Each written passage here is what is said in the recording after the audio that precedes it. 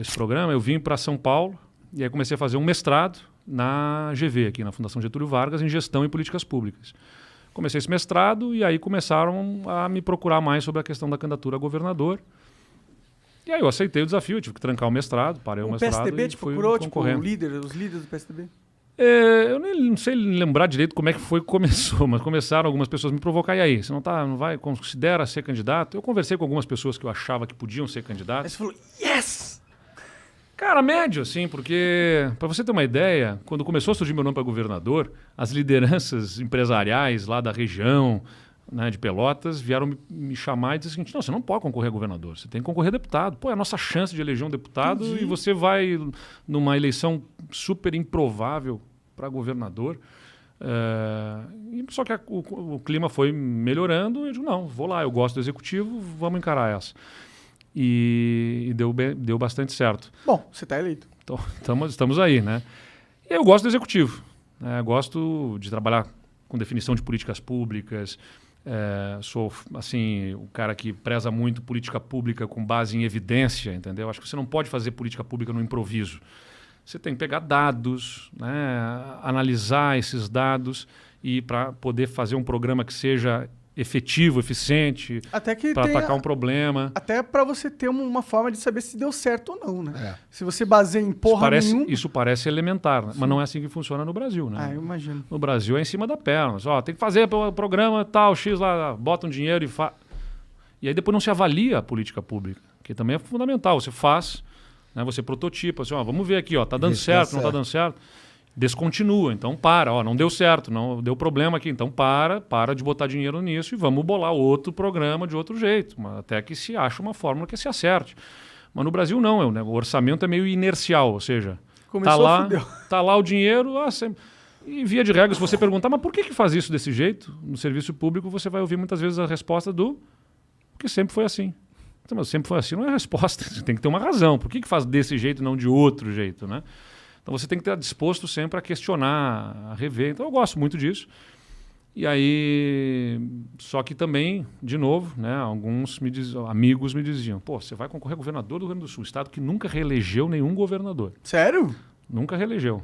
Gostei desse estado. E vai continuar sem reeleger. E aí eu brinquei, exatamente, só se depender de mim vai continuar sem reeleger, porque eu não sou candidato. Mas, porque o Rio Grande do Sul tem a pior situação fiscal do Brasil, né? É um estado que tem um desequilíbrio monumental entre a receita e a despesa.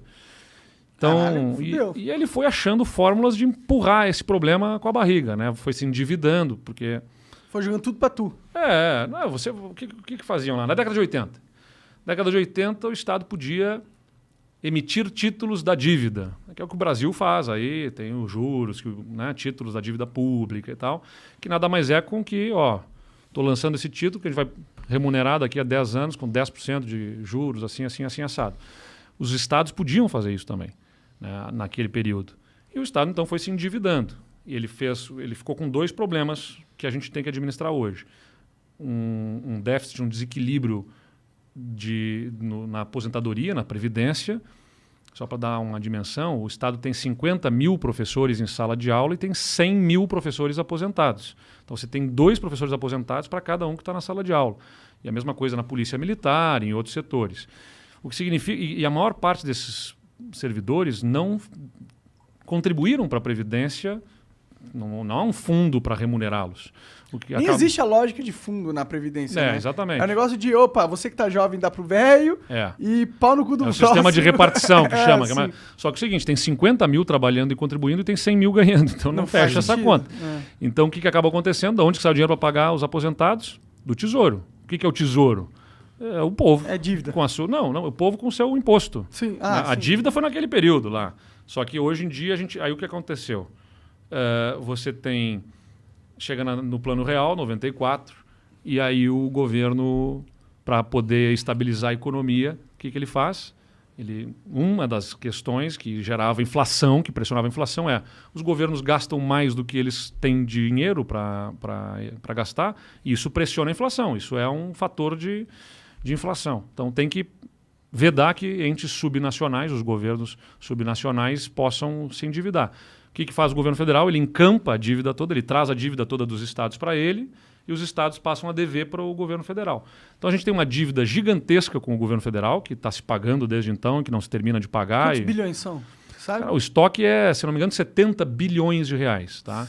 Para um estado pagar sozinho. Sim, os maiores devedores são São Paulo, Minas Gerais, Rio Grande do Sul, Rio de Janeiro. Quantos bilionários tem Rio Grande do Sul? Pega uns 4 aí e a gente paga essa porra. Pois é, antes fosse assim, né?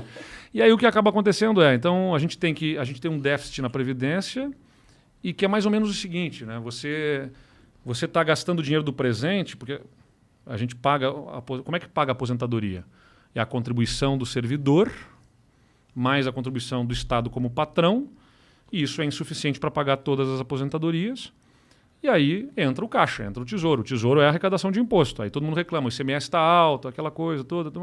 Sim, mas aqui a boa parte do ICMS não é usado para pagar coisas no presente, é para pagar o passado que foi deixado por outros governos, que deram benefícios, vantagens para servidores, que incorporavam, levavam isso tudo para aposentadoria. Então você tem aposentadorias altas, né, e de um grande número de servidores sem ter fundo para pagar. Tem como cortar essa aposentadoria que Não, a gente fez reformas profundas lá, mas não pode cortar, porque essas pessoas também não são culpadas, entendeu? Mas, pô, se ela é professora, tá ganhando 100 mil reais por mês. Não, mas não tem professor ganhando 100 mil. Não tem.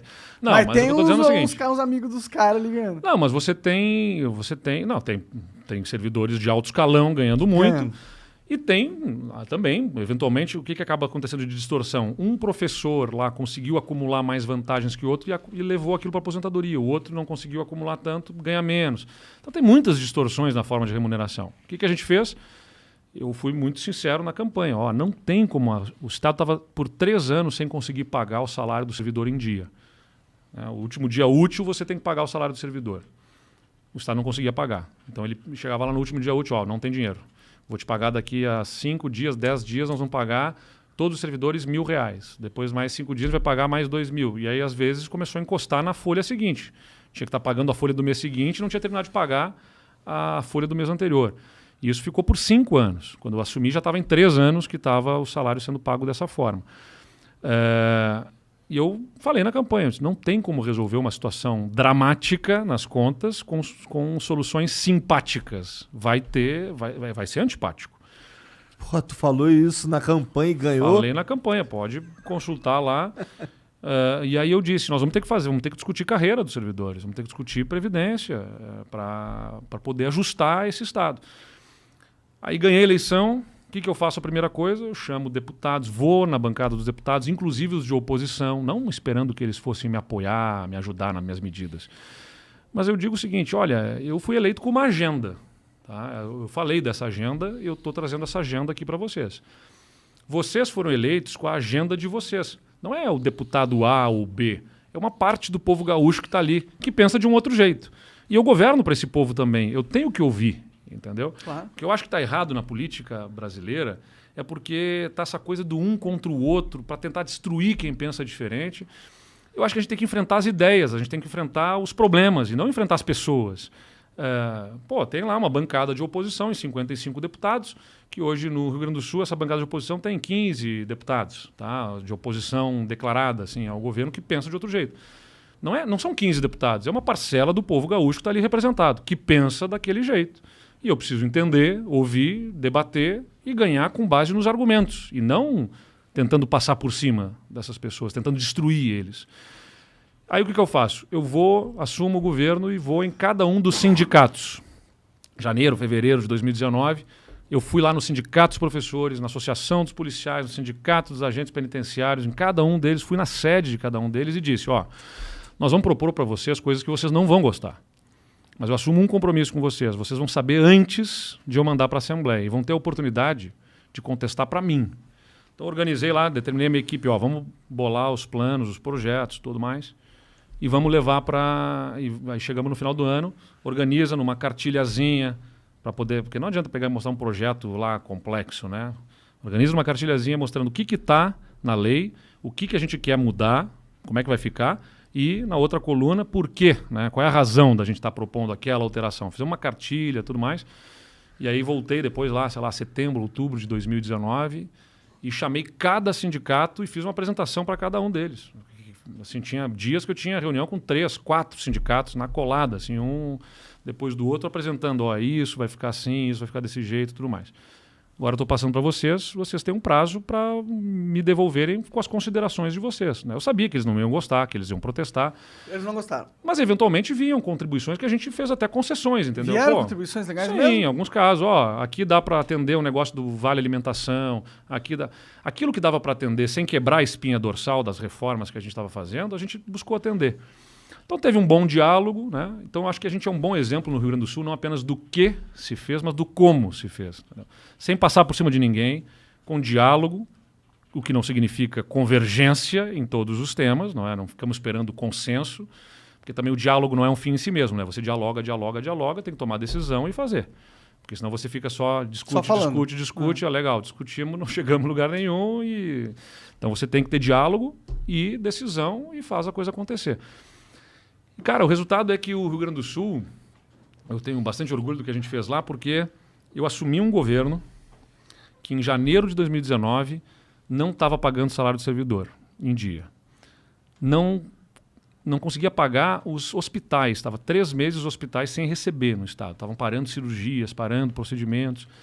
Os municípios estavam sem receber por 6 meses os repasses da área da saúde do estado, para financiar programa de UPA, SAMU, entre outras coisas que o Estado cofinancia, ele paga junto com o Ministério da Saúde aqueles programas. O Estado estava sem pagar.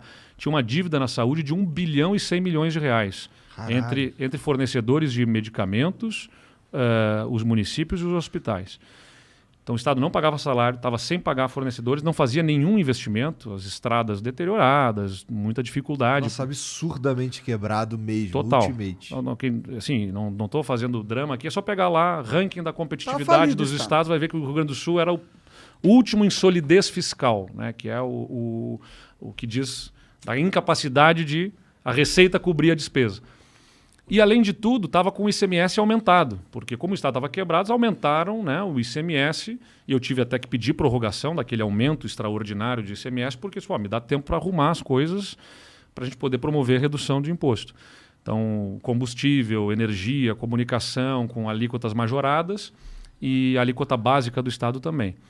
A gente fez reformas muito duras, antipáticas, como eu disse. Tinha 10 mil servidores manifestando no dia da votação contra, né, mas a Assembleia encarou, votou, e a gente conseguiu fazer uma redução substancial da despesa com a folha de pagamento. No ano passado, a gente conseguiu reduzir 700 milhões de reais a despesa com a folha. Por mês ou por ano isso? Por ano. Esse ano vai economizar 1 bilhão de reais, no ano que vem 1 bilhão e 300. Então, quer dizer, o que quer dizer isso? Se eu não tivesse feito as reformas, eu teria que achar 3 bilhões de reais entre 2020, 2021 e 2022 para pagar as contas. E esses 3 bilhões iam sair de onde? Iam sair de precarização de serviços, de aumento de impostos ou qualquer coisa assim. Então a gente conseguiu, fazendo essas reformas, economizar isso. O Estado hoje paga suas contas em dia, os hospitais estão em dia. Não só eu não deixei atrasar, como estamos pagando aquelas dívidas deixadas em governos anteriores, vamos quitar essas dívidas todas, esse 1 bilhão e 100. E a gente está anunciando um programa amplo de investimentos no Estado que em todos os setores é histórico. Só para dar um exemplo, estradas, o Estado conseguia botar 130 milhões por ano. A gente está botando 1 bilhão e 300 milhões de reais agora para recuperar as estradas do Estado. A saúde também, o maior investimento dos últimos 20 anos em reformas de hospitais e tal. E ainda estamos reduzindo o imposto. Quer dizer, aquela alíquota majorada de ICMS no combustível, na energia e na comunicação, já em alguns, na alíquota básica já caiu uma parte esse ano, vai cair no ano que vem. No ano que vem todas as alíquotas voltam aos patamares anteriores, sem que o Estado quebre, né? Porque a gente conseguiu ajustar a nossa despesa. Isso é bom, porque é difícil um cara querer baixar imposto, né, mano? E quando baixa, fica difícil pro cara querer subir também depois, né? Mas assim, você tem que conquistar isso, né? Você tem que, não é assim, vou lá baixar o imposto. Bom, e aí quebra, não paga as contas, é pior. Então você tem que fazer reforma, acertar e tal. É o que eu penso que o Brasil também tem que fazer, entendeu? E de onde veio o dinheiro que você usou para... Foi só na economia ou gerou mais dinheiro de alguma forma? Eu trabalhei de duas formas, né? As reformas para dentro do governo, para reduzir despesa, e as privatizações, né? Então a gente privatizou a nossa companhia de energia elétrica, legal. A distribuidora e a transmissora já foram vendidas, a gente está vendendo a geradora de energia também, tem uma companhia de gás, e a gente acabou de aprovar a privatização da companhia de saneamento. Tem mais coisa para privatizar, não? Ainda ficará o banco do Estado. O Estado ainda tem um banco. Tá? Essa discussão vai ter que vir para frente. Só que aí, Monark, investimento, não preciso ter a LTW aqui para me dizer isso, né? O que é o investimento? Você tem que escolher, você tem um recurso limitado e você escolhe onde é que você vai colocar, né? Você não pode comprar todas as ações, não pode colocar em todos os fundos de investimento, você vai ter que escolher onde vai colocar. Capital político é a mesma coisa. Você tem que estabelecer prioridades, né? Você não vai conseguir fazer tudo. Então, onde é que eu vou fazer primeiro? Essas empresas que a gente privatizou eram as mais urgentes. Né? Por quê? Porque elas tinham concessão pública. Não estou falando demais aqui, só para dizer. Me interrompam. Vai começar a dormir aqui, você está tomando um vinho aí, vai começar a dormir, me assistindo falar. Cara. Faz a propaganda pro pessoal lá demais, da Casa Valduga. Valduga, origem, Cabernet Sauvignon. Olha aí, ó. Bom demais, inclusive. Nossa, assim, a gente tá interessado, cara, por isso que a gente tá interrompendo você. A empresa de energia do Estado estava sem conseguir pagar o ICMS. Ela ficou devendo 4 bilhões de reais para o Estado, porque ela estava quebrando, entendeu? Ela não conseguia se sustentar. Então ela tinha que ser privatizada. Porque quando você privatiza, acho que é importante ter clareza disso, uma empresa de energia, uma empresa de gás, uma empresa de saneamento, não quer dizer que você vai entregar para o privado para ele fazer o que quiser. Isso que tem que ficar claro para as pessoas. Tem um contrato bem O serviço é definido. público. O serviço é público, que vai ser operado por uma empresa privada. Mas ela opera sob concessão. O que é operar sob concessão? É um contrato com o Estado que estabelece as regras. Você tem que atender assim, assado. Por exemplo, energia elétrica. O número de horas que, quando falta luz, pode ficar, as metas aí de reparar a rede, de investimentos e tudo mais, que você vai ter que cumprir para poder prestar um bom serviço para a população. Se não prestar, você vai ser multado e você vai ter que pagar por conta de serviço ruim. Né? A taxa que eles cobram também? Pelo serviço? Toda a política de remuneração e como é que vão ser os reajustes, tudo tem controle por uma agência. Vamos aumentar 300% aqui, foda-se. Tem uma agência reguladora, entendeu? Entendi. Então, quer dizer, aquilo que a gente falou, quando está na mão do Estado, o que acaba acontecendo? Eventualmente ganha um governo X e bota lá na empresa um cara que é ligado ao sindicato, ele quer ficar de boa com os colegas, dá um aumento, dá não sei o que e tudo mais. Só que depois que deu aquilo, ferrou. Aí ficou contratada aquela despesa e vem um governo que quer ajustar, você não consegue diminuir os salários, não consegue demitir.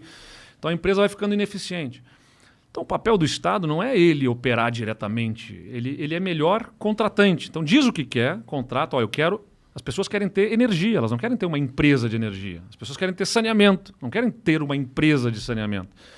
Então a gente teve que vencer alguns paradigmas, né? Esse também é um debate que é polêmico. Teve muita resistência lá no Estado? Historicamente, o Rio Grande do Sul é um estado que sempre foi resistente a esse tipo de debate, né? Por isso que eu me sinto preparado para debater outros temas aí que venham pela frente para o país, porque o Rio Grande do Sul é um bom, vamos dizer assim... É uma escola legal. É uma boa escola, né?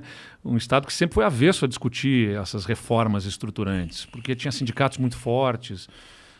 Então sempre teve uns ninhos de muita resistência. Que você tem que mexer, né? Muita resistência a esses temas. Mas a gente fez, acho que do jeito certo, discutimos sempre com muita honestidade os temas. E aí fomos avançando nessas pautas. Então o que acontece? A gente botou a nossa despesa equilibrada com a nossa receita e de outro lado está entrando dinheiro extra por conta das vendas das empresas. Se eu não tivesse feito a reforma do lado da despesa, eu ia ter que pegar o dinheiro da venda das empresas e usar para pagar a conta do mês. Mas como eu fiz as duas coisas, a gente equilibrou a despesa com a receita e a receita das privatizações pode virar investimento. E aí é esse dinheiro das privatizações que está virando estrada, está virando hospital, está virando investimento na cultura. A gente está fazendo o maior investimento da história da cultura, inclusive para sustentar a falta de investimento do governo federal. Porque, por exemplo, a Ancine não está bancando os projetos de produção cinematográficas. O que a gente fez? Nós vamos bancar. O dinheiro que a Ancine devia estar colocando no Estado aqui, o Estado vai fazer edital para apoiar projetos de cinema no Estado. Então Por que todo mundo que eu converso sobre você fala que você quer ser presidente? Ou não que você quer, mas que você é o próximo candidato a presidente aí, o caralho? Tem ganhado Dória primeiro. Você sabe que quando...